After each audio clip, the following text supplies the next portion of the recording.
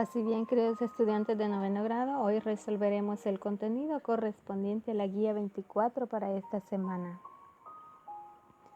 El contenido es violencia intrafamiliar, resolución de conflictos familiares. Violencia intrafamiliar. Agresión dentro de la familia. La violencia intrafamiliar o doméstica consiste en la vulneración del goce, reconocimiento y garantía de los derechos humanos, así como de las libertades consagradas en la Constitución y en los instrumentos nacionales e internacionales. La mayoría de los casos ocurre contra mujeres y niños. En este caso porque son las personas consideradas más vulnerables dentro del grupo familiar. Y en la mayoría de ocasiones se hace o se da por falta de afecto y por la incapacidad de resolución de conflictos de manera adecuada.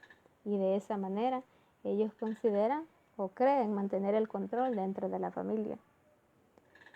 También, a pesar de los esfuerzos de las instituciones, es común conocer casos no resueltos y que quedan impunes, sobre todo por la falta de denuncia, por el temor, por el miedo, por la falta de ayuda de las personas.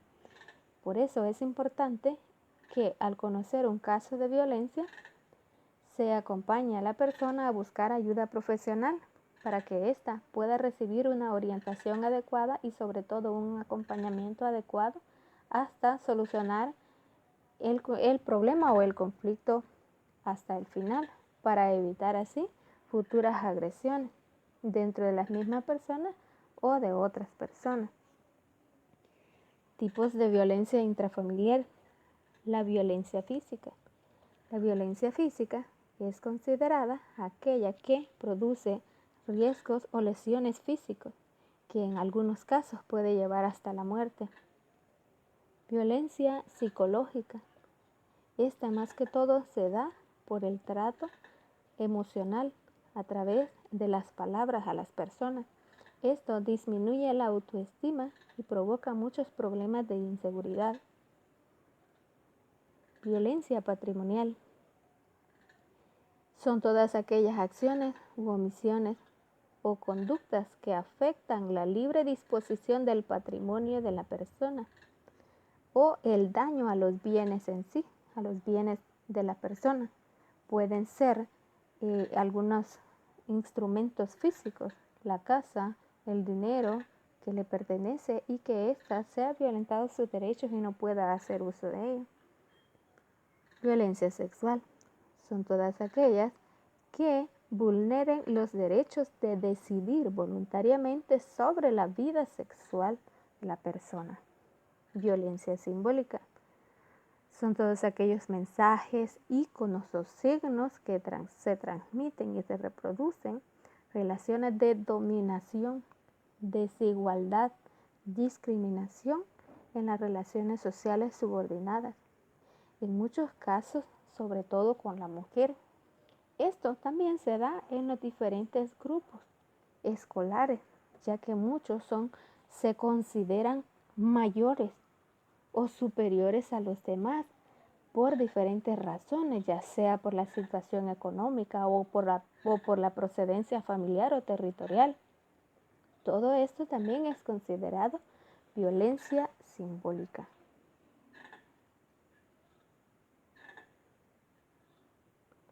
Ciclos de la violencia. La primera fase del ciclo de la violencia corresponde a la tensión. Es cuando la persona recibe las primeras muestras de violencia. La segunda ya va con la agresión en sí.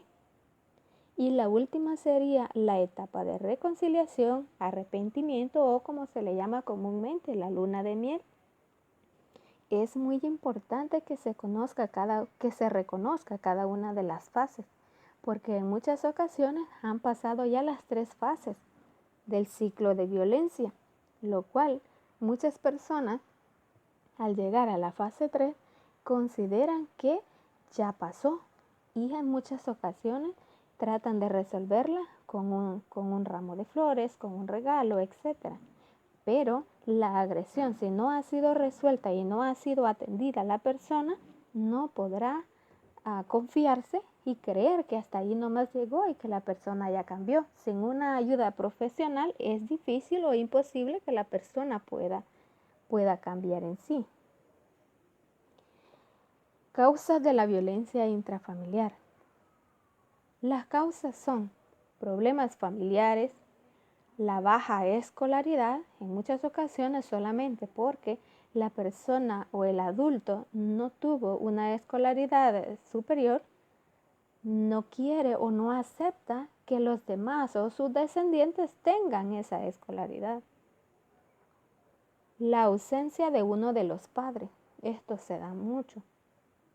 En muchas ocasiones la impotencia, el coraje de que uno de los cónyuges haya abandonado al otro con los hijos, todos esos corajes son desquitados con sus hijos.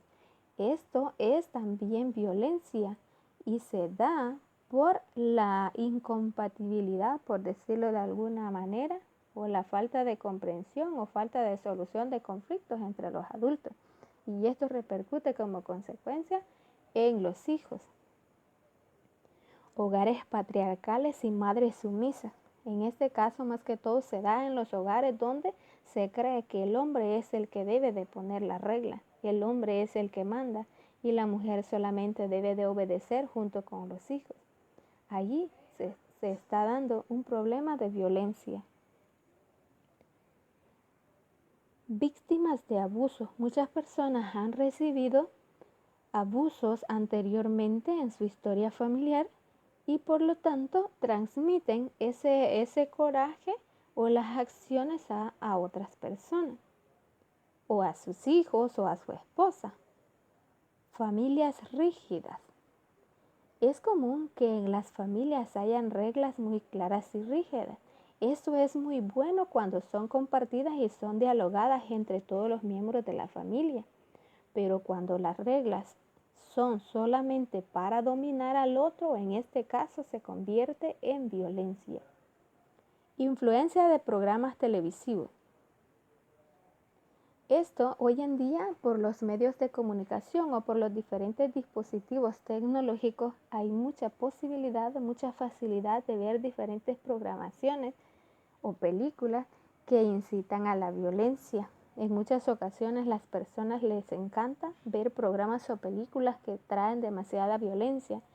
Es muy importante debido a que los jóvenes pueden recibir una influencia negativa en el caso y esto pueda afectarles dentro del grupo familiar. Padres con baja autoestima.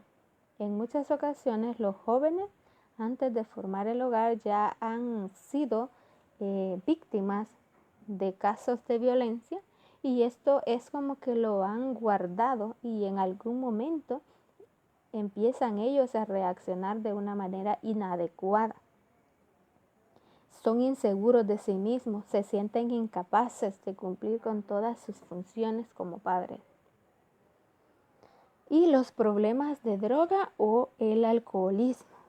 Muchos niños sufren de violencia en la familia debido a que sus padres han caído en adicciones que no pueden controlar. Por lo tanto, son los hijos los que sufren las mayores consecuencias. Consecuencias de la violencia intrafamiliar. Efectos directos, efectos indirectos. Efectos directos. Daños psíquicos y físicos. Miedo, ansiedad y depresión. Y conductas agresivas. Efectos indirectos. Educación deficitaria, negligencia y padres irritables. Estrés materno, depresión y miedo. Conducta agresiva en la edad adulta. Esto más que todo se da de una manera que algunas personas no saben la razón por la que tienen diferentes reacciones, pero ha sido una acumulación en la historia familiar, que esto En algún momento creyeron resolverlo o creyeron que no les afectaba, pero que más adelante les trajo consecuencias. Resolución de conflictos. La familia, espacio de convivencia. La familia promueve relaciones estrechas y de larga duración entre sus integrantes. Es la fuente de socialización primaria, razón por la cual se dice que es la instancia que moldea pautas de conducta y actitudes de todos sus integrantes. En ella es frecuente que vivan, se enfrenten y se resuelvan de manera responsable diferentes tipos de problemas, para lo cual el diálogo y la comunicación resultan muy importantes. Esto es común en las familias.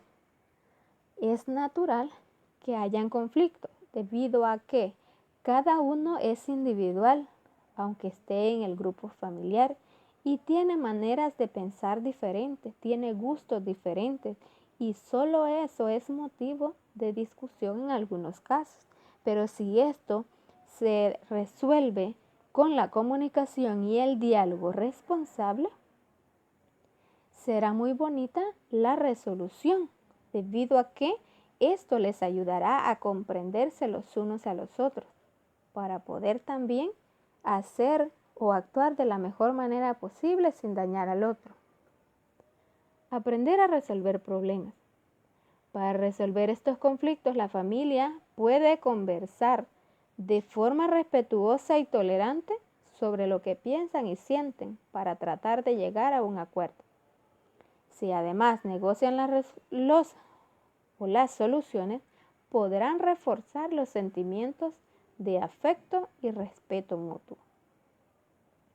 La resolución de conflictos implica el desarrollo de habilidades y actitudes que ayuden a relacionarse adecuadamente. Negociar es la mejor estrategia para la solución de conflictos. Para que la negociación sea productiva, se debe fundamentar en los siguientes principios. Número 1. Ser duros con el problema, pero suave con las personas. Quiere decir que en este caso se busque de manera definitiva resolver el problema de una manera adecuada, responsable, siendo tolerantes entre las personas, o sea que resuelvan el problema sin ocasionar un problema mayor. Enfocarse en las necesidades, no en las posiciones. Ver lo bueno que será para ambas personas el solucionar el conflicto. Podrán tener una convivencia más sana, más tranquila, podrán llevarse bien, comprendiendo las razones y las posiciones de cada quien. Es la mejor manera. Tomar en cuenta la ventaja sobre todo. Enfatizar las áreas en común. En este caso deben de comentar las razones por las cuales se dio el conflicto. ¿Qué les gusta y qué no les gusta? En muchas ocasiones al final se darán cuenta que hay muchas cosas en común, que a lo mejor las cosas que les molesta a uno puede ser las cosas que también le molesta al otro y que se han estado haciendo sin percatarse de que también estaba dañando al otro. Ser creativos con las opciones de solución. Es importante en este caso que los dos den alternativas de solución, no solamente uno, sino que los dos puedan proponer soluciones para que puedan tomar la mejor. Es así como hemos finalizado el contenido y estamos listos para la solución de la tarea propuesta para la semana. Les animo a mantenerse siempre activos. Bendiciones para todos, paz y bien.